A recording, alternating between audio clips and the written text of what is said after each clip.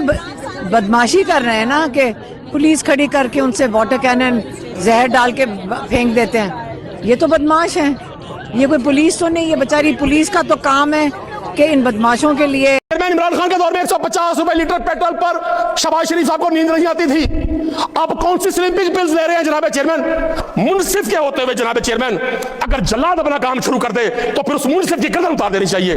کوئی سیاسی شخص اتنے ظالمانہ فیصلے, عوام کشی کے فیصلے نہیں کر سکتا جتنے ظالمانہ فیصلے موجودہ دور حکومت میں یہ پی ایم ایل این کی گورنمنٹ کر رہی ہے. خواجہ آصف صاحب پھر ٹھیک کہہ رہے ہیں, فیڈرل منسٹر دفاع کے جو ہیں, کہ پاکستان کی 80% بیوروکریسی پرتگال میں جنابیں خرید رہی ہے. آپ کیسے کہہ سکتے ہیں کہ لا اینڈ آرڈر کی صورتحال بہتر ہے؟ احتجاج کر رہا تھی مختلف تنظیمات یا لاہور کی سڑکوں پر, آپ کی پولیس سے ڈنڈے اور لاٹیاں کھا رہی تھی. پرنٹ میڈیا پہ, الیکٹرانک میڈیا پہ ان کا احتجاج چل رہا تھا. اور جناب چیئرمین گورنمنٹ سائٹ سے بھی اس وقت ہم جنرل جاوید جیسے دوستوں نے اور ہم جیسے دوستوں نے جو کارخانے میں توتی کی آواز ہے, ہم نے اس وقت منت کی تھی کہ آپ اس پالیسی کو ریویو کریں. کرنی میڈم, چونکہ ہمارا سیاسی اختلاف اپنی جگہ, وہ بہرحال نواز شریف کی بیٹی ہیں, 3 بار وزیر اعظم رہے ہیں. کوئی سیاسی شخص اتنے ظالمانہ فیصلے, عوام کشی کے فیصلے نہیں کر سکتا جتنے ظالمانہ فیصلے موجودہ دور حکومت میں یہ پی ایم ایل این کی گورنمنٹ کر رہی ہے. اور خوشی کے شادیاں بجاتے ہیں. میں چاہوں گا میرا یہ پیغام آج کی سی ایم صاحب تک پہنچایا جائے کہ خدا را ذرا جاتی عمرہ میں کل ان فیصلہ سازوں کو جنہوں نے آپ سے یہ فیصلہ کروایا تھا, آپ جو پورا ہیلتھ سسٹم بیچ رہے ہیں, پرائیویٹائز کر رہے ہیں, اس کا باؤنس بیک ایسا آئے گا کہ پنجاب کے لوگ آپ کو بددعائیں دیں گے. السلام علیکم ناظرین کرام, آپ کو مکمل ویڈیو دکھاتے ہیں. کل ایک مرتبہ پھر اڈیالہ کے باہر عمران خان کی بہنوں پر شدید قسم کا ظلم کیا گیا. خان کی بہنوں کو اڈیالہ کے باہر سے گرفتار کر کے ایک جنگل میں جا کر چھوڑ دیا. خان کی بہنیں وہاں پر بے یار و مددگار بیٹھی رہی. انتہائی سخت قسم کے حالات ہیں. پورا ملک اس بات پر سیکھتا ہے. ندیم قریشی کی تاریخی تقریر, آپ ویڈیو دیکھیے پھر اس پر بات کرتے ہیں. احتجاج کر رہا تھا کسانوں کی مختلف تنظیمات یا لاہور کی سڑکوں پر, آپ کی پولیس سے ڈنڈے اور لاٹیاں کھا رہی تھی. پرنٹ میڈیا پہ, الیکٹرانک میڈیا پہ ان کا احتجاج چل رہا تھا. اور جناب چیئرمین گورنمنٹ سائٹ سے بھی اس وقت ہم جنرل جاوید جیسے دوستوں نے اور ہم جیسے دوستوں نے جو کارخانے میں توتی کی آواز ہے, ہم نے اس وقت منت کی تھی کہ آپ اس پالیسی کو ریویو کریں. اور آج میں چاہوں گا آپ کے ذریعے, یہ جو ہمارے چند یہاں دوست بیٹھے ہیں اور پارلیمانی سیکرٹری صاحب جو ہیں بڑے شائستہ شستہ قانون دان ہیں, میں چاہوں گا میرا یہ پیغام آج کی سی ایم صاحب تک پہنچایا جائے کہ خدا را ذرا جاتی عمرہ میں کل ان فیصلہ سازوں کو جنہوں نے آپ سے یہ فیصلہ کروایا تھا. کرنی میڈم, چونکہ ہمارا سیاسی اختلاف اپنی جگہ, وہ بہرحال نواز شریف کی بیٹی ہیں, 3 بار وزیر اعظم رہے ہیں. کوئی سیاسی شخص اتنے ظالمانہ فیصلے, عوام کشی کے فیصلے نہیں کر سکتا جتنے ظالمانہ فیصلے موجودہ دور حکومت میں یہ پی ایم ایل این کی گورنمنٹ کر رہی ہے. اور خوشی کے شادیاں بجاتے ہیں, یہاں بڑی بڑی تعریف اور توصیف کی.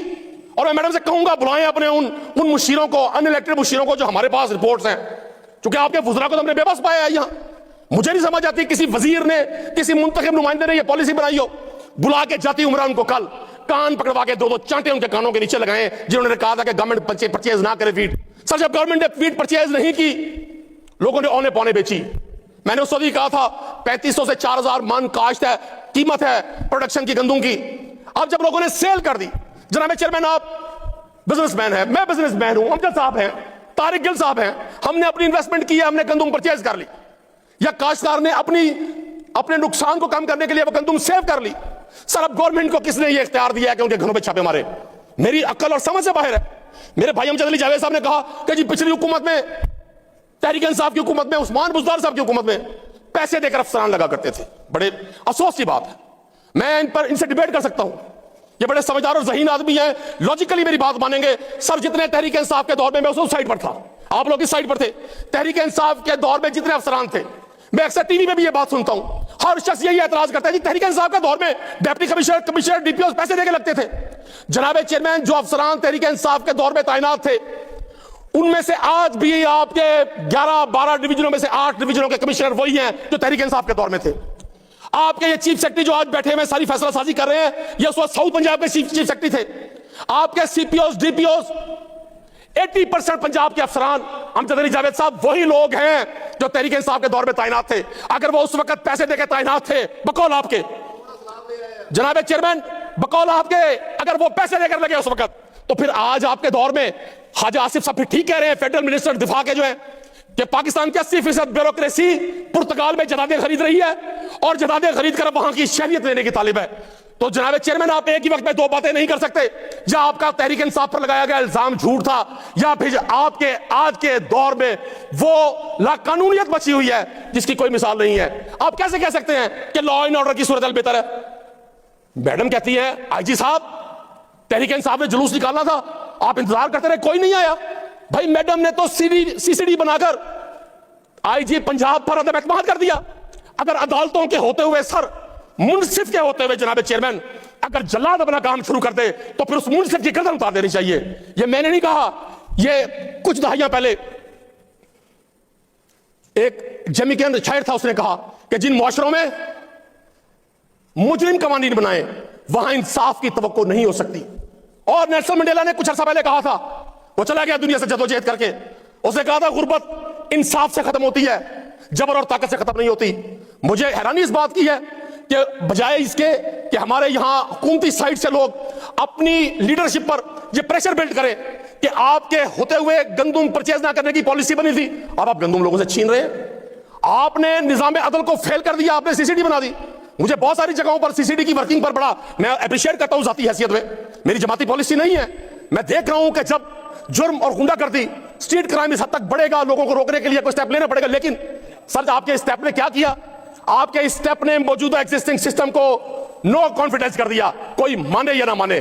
جناب چیئرمین آج اپنے بھائی کو سن رہا تھا, رانا ارشد صاحب کو, بڑی خوبصورت باتیں کی. پاکستانی جوانوں کے حوالے سے ان کی گفتگو میں بڑی تبدیلی تھی.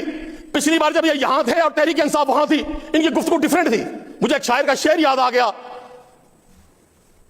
رانا ارشد صاحب تشریف لے آئے ہیں. آپ کے تجدید وفا کا نہیں امکان جانا, آپ کے تجدید وفا کا نہیں امکان جانا, یاد کیا تجھ کو دلاؤں تیرے پیما جانا, یوں ہی موسم کی ادا دیکھ کر یاد آیا ہے کس قدر جلد بدل جاتے ہیں انسان جانا. یہی وہ لوگ تھے جو اس وقت کے جوانوں پر تنقید کیا کرتے تھے. آج یہ اپنے حکومت, اپنا اقتدار, اپنے اختیارات, اپنی طاقتیں, اپنا ظلم, اپنا جبر, اپنی غنڈہ گردی بچانے کے لیے جوانوں کی آڑ لے کر ہر بات بنیاد مرصوص. بھائی بنیاد مرصوص ہوا, پاکستان کے جوانوں نے جنگ لڑی, پاکستان کے جوانوں نے جنگ جیتی, جوانوں کی وجہ سے یہ ملک قائم ہے. ہم ہر اس جوان کو جو اپنی جان ہتھیلی پر رکھ کر اپنے بچوں سے جدا ہو کر شہادت کے جذبے کے ساتھ ملک کی حفاظت کرتا ہے, اسے سلوٹ پیش کرتے ہیں. ہمارے جوانوں کو آپ کی خوشامد کی ضرورت نہیں ہے. آپ جو کچھ کہتے رہے ہیں وہ تاریخ کے اوراق میں درج ہے. ہم آپ سے آپ کی کارکردگی کا حساب مانگتے ہیں, آپ جوانوں کے پیچھے چھپ کے ہمیں ان کی تعریفیں سناتے ہیں. ناظرین کرام, آپ نے ویڈیو دیکھی ندیم قریشی کی انتہائی فکر انگیز تقریر. ندیم قریشی نے کہا اس وقت پورا ملک افراتفری کا شکار ہے, کسی کو سمجھ نہیں آ رہی کہ کس طرح آگے بڑھا جائے. ملک کے فیصلے کہیں اور سے ہو رہے ہیں, کیا اس طرح ملک چل سکتا ہے؟ ندیم قریشی کا کہنا تھا کہ کوئی بھی احتجاج کے لیے باہر نہیں نکل سکتا, اگر کوئی باہر نکلتا ہے تو اس پر لاٹھیاں اور ڈنڈوں کی برسات کی جاتی ہے. اب ان لوگوں نے تمام حدیں پار کر دیے, مزید خاموش نہیں رہیں گے.